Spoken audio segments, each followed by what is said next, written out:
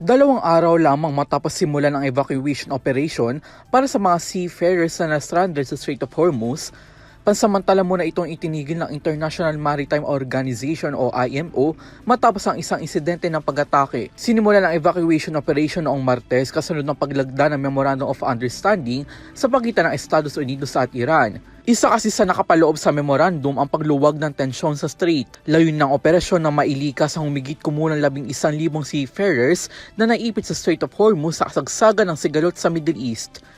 Gayunpaman, nitong Huwebes, inanunsyo ni IMO Secretary General Arsenio Dominguez ang pansamantalang paghinto ng operasyon.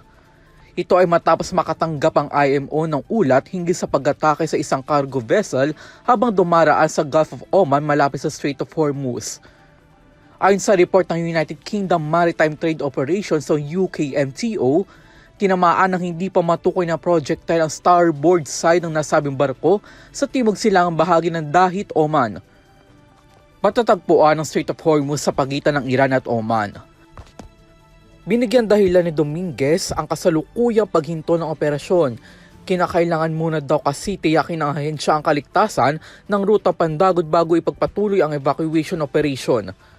Nilinaw rin niya na ang barkong sangkot sa insidente ay hindi kabilang sa mga sasakyang pandagat na nasa ilalim ng evacuation framework ng IMO.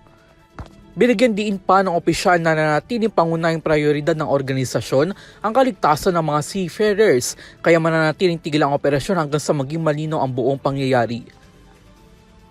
Samantala, sinabi ng UKMPO na walang naitalang casualties at wala rin naiulat na environmental effects dulot ng insidente. Para sa EuroTV News, ako si Son Santiago, sumasaludo sa bawat Pilipino.